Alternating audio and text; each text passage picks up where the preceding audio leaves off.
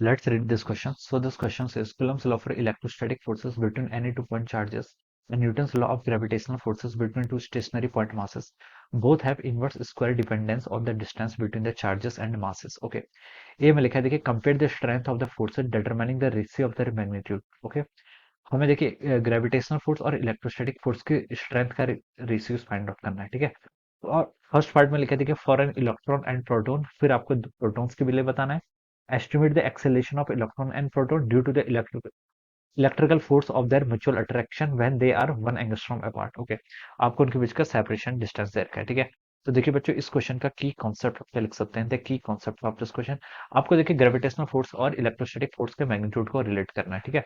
तो इस क्वेश्चन का की कॉन्सेप्ट आप देखिए क्या लिख सकते हैं, आपके इनवर्स स्क्वायर फोर्सेस लिख सकते हैं। क्या लिख सकते हैं आपके इनवर्स स्क्वायर फोर्सेस, ठीक है। इनवर्स स्क्वायर फोर्सेस देखिए आपका ग्रेविटेशन फोर्स भी है और आपका क्या कूलम्बिक फोर्सेस भी आपका इनवर्स स्क्वायर लॉ का फोर्सेस है, ठीक है। ये इसको इनवर्स स्क्वायर लॉ इसलिए बोलते हैं क्योंकि फोर्सेस क्या है, inversely proportional to r square होते हैं। ग्रेविटेशनल फोर्स को देखिए मैं एफ जी से रिप्रेजेंट कर रहा हूँ। ये किसके इक्वल होता है, ये होता है आपका G times M one M two by R square. Okay, this is our gravitational force. Similarly हम बता सकते हैं जो आपका इलेक्ट्रोस्टैटिक फोर्स होता है ये किसके इक्वल होता है, आपका K E times Q one Q two by R square. ये आपका क्या होगा, this is our electrostatic force, ठीक है। अब देखिए बच्चों, इसमें आगे हम स्टार्ट करते हैं। तो पहले हमें देखिए किस किस के बीच में बताना है, compare the strength of this for ratio for the magnetic for an electron and proton, ठीक है। इलेक्ट्रॉन एंड प्रोटॉन के लिए, ठीक है। तो देखिए हम पहले इसका ए पार्ट करते हैं। ए पार्ट में भी देखिए हम वन क्वेश्चन करते हैं इलेक्ट्रॉन एंड प्रोटॉन के लिए, ठीक है। तो देखिए बच्चों, यहाँ से हम क्या लिख सकते हैं, आपका यहाँ पर पहले कुलम्बिक फोर्स देखिए क्या लिखते हैं। जो आपका कुलम्बिक फोर्स होगा इलेक्ट्रोस्टैटिक फोर्स, उसको देखिए हम कैसे लिख सकते हैं। देखिए के ई की वैल्यू पुट कर लेता हूँ 9 × 10⁹ ठीक है। इसके लिए फाइंड आउट कर रहे हैं for an electron and proton, ठीक है। तो दोनों का चार्ज तो देखिए सेम ही होता है, 1.6 × 10⁻19 का स्क्वायर। बस पॉजिटिव नेगेटिव का अंतर होता है, लेकिन हमें पता है कि ये फोर्सेस क्या होगा, प्रोटॉन और इलेक्ट्रॉन है तो ग्रेविटेशनल फोर्स भी अट्रैक्टिव वो तो ऑलवेज रहता है और इलेक्ट्रोस्टैटिक फोर्स भी आपका अट्रैक्टिव होगा, ठीक है। मैग्नीट्यूड का कोई फर्क नहीं पड़ेगा उससे, हमें मैग्नीट्यूड ही फाइंड आउट करना है। आर स्क्वायर आ जाएगा, ठीक है। ये आपका इलेक्ट्रोस्टैटिक फोर्स आ गया।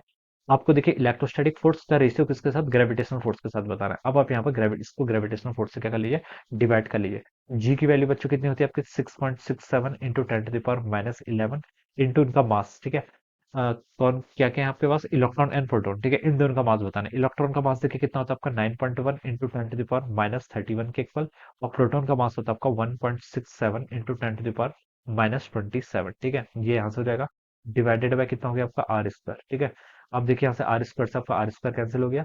इसको देखिए अब आप क्या कर लीजिए, यहाँ से सॉल्व कर लीजिए। तो ये देखिए कितना होगा आपका, ऊपर हो जाएगा आपका 9 इंटू देखिए 10⁻9 यहाँ पर है और 10⁻19 का स्क्वायर करेंगे तो -39। तो -39 प्लस 9 करेंगे तो -29 हो जाएगा। 1.6 का स्क्वायर करेंगे तो आपका 2.56 के इक्वल हो गया, ठीक हो गया। डिवाइडेड बाय देखिए 6.67, देखिए इसको हम क्या कर लेते हैं, यहाँ पर कैलकुलेट ही कर लेते हैं, ठीक है। ये देखिए आपका, इसको हम देखिए यहाँ से कैलकुलेट कर रहे हैं। तो ये आपका देखिए 6.67 इंटू क्या आपका, इंटू आपका 9.1 इंटू 9.1 इंटू आपका 1.61 इसको कैलकुलेट करेंगे तो 101 के इक्वल आ रहा है। कितना आ रहा है आपका, 101.3, ठीक है। और यहाँ से देखिए आपका 10⁻11 यहाँ पर है, ठीक है। 10⁻31 यहाँ पर है, कितना होगा 10⁻42, -42 और -27 को ऐड करेंगे तो -69 के इक्वल हो जाएगा, ठीक है। ये वैल्यू आपके यहाँ पर से इतनी आ गई। अब ऊपर देखिए सॉल्व कर लीजिए, 2.56 इंटू 9 करेंगे बच्चों, उसका वैल्यू आती है आपकी 23.04 के इक्वल, डिवाइडेड बाय डिनोमिनेटर में क्या आपका 101.3, ठीक है। और यहाँ से -16 ऊपर जाएगा तो कितना होगा 10⁻40 के इक्वल हो जाएगा, ठीक है। इतना आ जाएगा, ठीक है। अब देखिए बच्चों, उसको आप सॉल्व कर लीजिए, ये हो जाएगा यहाँ से 23.04 डिवाइडेड बाई 101.3 के इक्वल, ठीक है। तो 0.227 कितना आ गया है, 0.227 इंटू 10⁻40। तो ये आपका क्या जाएगा, दिस विल बी दैट, ये आपका ऑर्डर आ जाएगा, ठीक है। ये क्या आ गया आपके यहाँ पर से ऑर्डर आ गया। या फिर हम ये बता सकते हैं जो आपका इलेक्ट्रोस्टैटिक फोर्स है वो कितना टाइम्स ग्रेटर है आपका, वो आपका 10⁻4, इसको हम देखिए ऐसे लिख लीजिए 2.27, कंपेरिजन करने के लिए ये यूनिट ठीक है, ठीक है। 10⁻39, तो हम बता सकते हैं आपका इलेक्ट्रिकल फोर्स की आपका 10⁻39 टाइम्स ग्रेटर है किससे, ग्रेविटेशनल फोर्सेस से, in case of N electron and proton. तो ये तो आपके पहले पार्ट का आंसर हो गया, ठीक है। सिमिलरली देखिए आप यहाँ से सेकंड पार्ट भी कैलकुलेट कर लीजिए, क्या लिखा है, फॉर टू प्रोटॉन्स, दो प्रोटॉन्स के लिए बताना है, ठीक है। तो फॉर टू प्रोटॉन्स के लिए देखिए हम क्या लिख सकते हैं, यहाँ पर से इलेक्ट्रोस्टैटिक फोर्स और ग्रेविटेशनल फोर्स का अगेन वही रेशियो बताना है। तो देखिए बच्चों 9 × 10⁻9 ये टर्म ऐसे रहेगा, ठीक है। इलेक्ट्रोस्टैटिक फोर्स ये टर्म आपकी ऐसे रहेगी, देखिए किसके लिए बताना है, दो प्रोटॉन्स के लिए बताना है ना। तो प्रोटॉन का चार्ज देखिए आपका सेम रहेगा, इस पर आपका कोई फर्क नहीं आएगा। आर स्क्वायर से देखिए आर स्क्वायर वाली टर्म कट जाएगी तो मैंने सीधे हटा दिया। नीचे क्या हो जाएगा 6.67 इंटू 10 to the power -11, ठीक है। अब आपका क्या है देखिए, अब आपका M1 और M2 किसके, प्रोटॉन्स का मास देखिए सेम रहेगा, तो हम इसको क्या लिख सकते हैं 1.67 इंटू 10 to the power -27 का स्क्वायर, ठीक है। ये बस आपको सॉल्व कर लीजिए। 1.6 इंटू 1.6 करेंगे तो कितना आएगा 2.56, 2.56 इंटू 9 करेंगे तो 23.04, ठीक है। ऐसे कर लीजिए। 10 to the power -19 का स्क्वायर -38 और यहाँ से आपको +9 करेंगे तो 10 to the power -29, ठीक है। ये वैल्यू बच्चों आपके यहाँ पर से इतनी आएगी। डिवाइडेड बाय देखिए डिनोमिनेटर में क्या आएगा, डिनोमिनेटर में देखिए आपको 1.67 इंटू 1.67 करेंगे, इंटू कितना होगा 6.67 तो उसकी वैल्यू बच्चों 18.601 के इक्वल आ गई। कितनी आ गई 18.601, ठीक है। और यहाँ से देखिए आपका 10 to the power -27 का स्क्वायर करेंगे तो कितना आएगा -54, -54 और -11 जोड़ेंगे तो -65 के इक्वल, ठीक है। ये आपका यहाँ पर से इतना आ गया। अब देखिए इसको सॉल्व कर लीजिए, यहाँ से कितना आएगा आपका 23.04 डिवाइडेड बाय कितना है 18.601, ठीक है।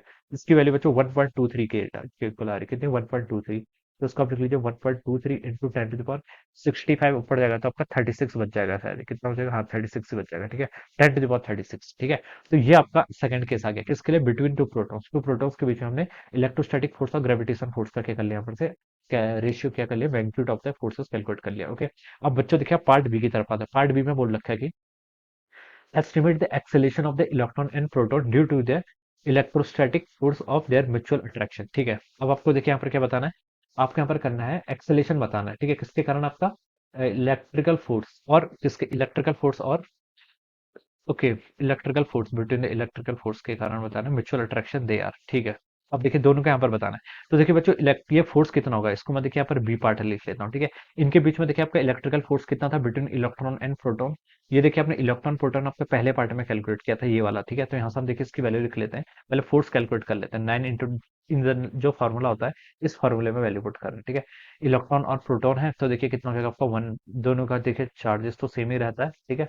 1.6 इंटू 10 to the power -19 का स्क्वायर, ठीक है, डिवाइडेड बाय कितना हो जाएगा आपका आर स्क्वायर, आर का डिस्टेंस, डिस्टेंस क्वेश्चन में गिवन कर रखी है when they are at 1 angstrom, ठीक है। 1 एंगस्ट्रॉम को आप लिख सकते हैं 10 to the power -10, फिर आप क्या कर लीजिए यहाँ पर इसका भी स्क्वायर कर लीजिए, ठीक है। तो 1.6 का स्क्वायर करेंगे तो 2.56, 2.56 इंटू 9 करेंगे तो 23.04, ठीक है, ये ऊपर आ जाएगा, ओके। 10 to the power -19 का स्क्वायर करेंगे -38, -38 +9 करेंगे 10 to the power -29, ठीक है। ये वैल्यू आपके यहाँ पर इतनी आ गई। डिवाइडेड बाय बच्चों 10 to the power -10 का स्क्वायर करेंगे तो 10 to the power -20 हो जाएगा, ठीक है। अब आप क्या कर लीजिए, इसको ऊपर ले जाइए तो हो जाएगा आपका 23.04 इंटू 10 to the power -9 के इक्वल आ जाएगा, ठीक है।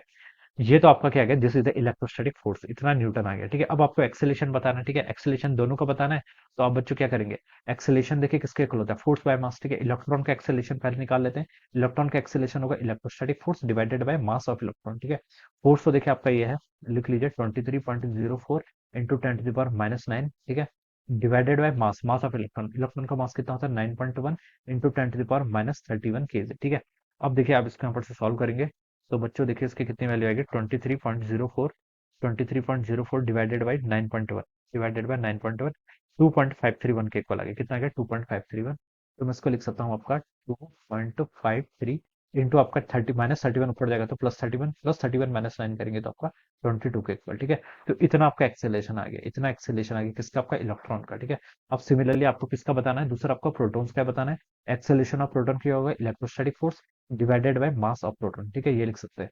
तो इसको देखिए आप यहाँ पर से सॉल्व कर लीजिए, ठीक है, कितना हो जाएगा देखिए, फोर्स आपका था 23.04 into 10 to the power -9 divided by mass of proton, proton का मास कितना होता है 1.67 इंटू 10 to the power -27, ठीक है।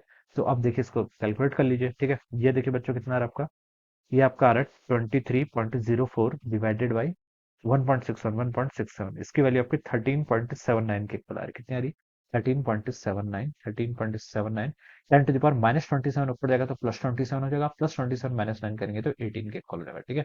इतना मीटर पर सेकंड स्क्वायर, ठीक है, एक्सेलेरेशन है तो ये यूनिट हो जाएगी। तो this will be the answer of this question, ये क्या हो गया आपका इस क्वेश्चन का आंसर, ठीक है। तो कैलकुलेशन थोड़ी लेंथी है बट क्वेश्चन इजी है, okay. So this is how we will solve this question. So I hope you all understood this concept. All the best and thank you so much.